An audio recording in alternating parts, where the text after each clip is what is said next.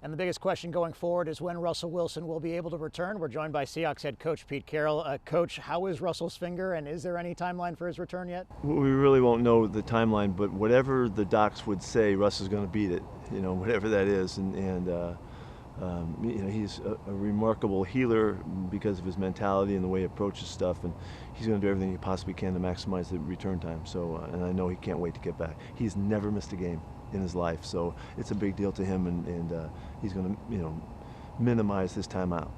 It was a valiant effort by Geno Smith on Thursday night. When he comes into the game backed up at his own 2-yard line, he hasn't played a meaningful snap for a while. What's going through your mind? Well, I was kind of spinning on Russ, and wondering, because I didn't have all of the information. I wasn't sure, what was going on, and in terms of, would he be able to go back out there? Was it just a couple minutes, was it a couple plays or what? So I was still kind of wondering, what was going to happen. And I was really cheering for Geno, obviously, and really thrilled to see him do so well and to kind of light the place up. It was a great return for him, and he's been waiting for so long, and he deserves to have some good stuff happen. What gives you confidence that he can find success out there? Geno's got this system down. He's been a worker from way back that maximizes the minimal amount of opportunities that he gets. He's great in practice. I'm competing with Geno every day. It's stuff that we're doing, and to keep him fresh and in it and all of that, and he's always up for the challenge.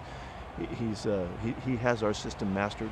You could see that, and his communication with Shane will be excellent, and they'll work together, and he'll give us a great chance to be really good on offense. You met with radio and the rest of the media yesterday. You answered a whole bunch of questions, but for you, what are the questions about this team that you think need to be answered going forward? We've got to find our consistency. We just have not found it, and we've been spotty with our play, and it's unfortunate because you can see the high end, and we just need to keep it there. And it's not because guys aren't trying. We just need to do better, and we need to coach better. I need to do a better job myself. I got to make sure that we're on it, because we're working on the stuff that isn't working out in the game quite often, and that's disheartening, because we're on the topics, on the subjects and the concepts.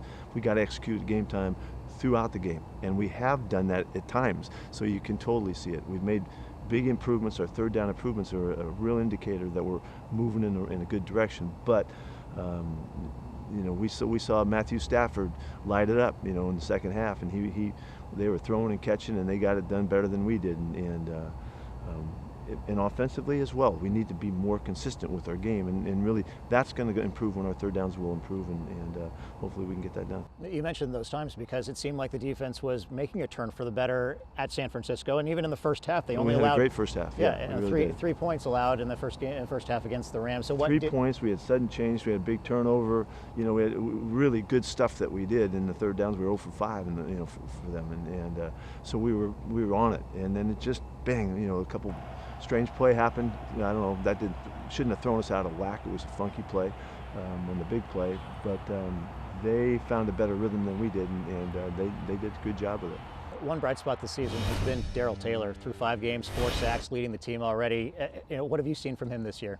Yeah, he's got great potential. He's real high end. You can see it with his explosion, his get off, his flexibility, his overall coordination and athleticism is going to be a great factor as he just continues to clean his game up and take advantage of all the opportunities. In pass rushing, you're always reacting, and so those reactions you have to be learned, and he's got the physicals. He'll learn more, so he's going to really be a big-time player. 2 other guys that I really want to talk about, Ryan Neal and John Radigan. Ryan Neal specifically, he's been making plays whenever he's been given the opportunities. Has he earned more playing time for you? Yeah, well, he's done a really nice job. The role that he played a couple weeks ago that showed up, he was playing a dime role. He was playing linebacker for us, in third down, and he did a really good job. Had a lot of third down opportunities in that game, and came through. The opportunities weren't the same this week. He was in the package to be played, but the opportunities were different, and the rhythm was different also. So the substitutions weren't as much in our control as we would like, and so. But he'll play more. He's doing a good job, and we love the way he contributes. Johnny Radigan is doing what you hope a tough, hard-nosed linebacker would do on special teams in his rookie challenges. He's coming through, and I'm excited about his progress. Cool story is that in general, John Radigan? Yeah, it is a great story. We can't even, the lay people would never know, myself included, what he's been through, and going through the whole academy and all of that, and to make it this far, and then get his release so that he can play. And he's going back. He knows he's going back someday, and it's just it's a mentality that it's hard for us to understand, but he's maxing it out, so I'm really fired up for him. For people who missed the press conference yesterday, you mentioned the substitution issues between second and third down and not being able to get Ryan Neal on the field. Is that because of the Rams' tempo? At times, yeah, and they're good at it, and they know what they're doing, and they make it hard, and they can catch you and all that. So we honor and respect that. And so the main thing is not that you can't get there, but there's a little bit of frantic in the timing of it, and I don't want to do that to the players on the field for the other 10 guys, So it's just a decision that we make, and it goes week to week. We always talk about the benefit of a few extra days for the players to kind of reset for the next week. What about the coaching staff? What does an extra few days do to help in terms of regrouping and making those adjustments? Well, if the guys can do it, it's sleep. Really, if sleep's valuable, then this time is good for us.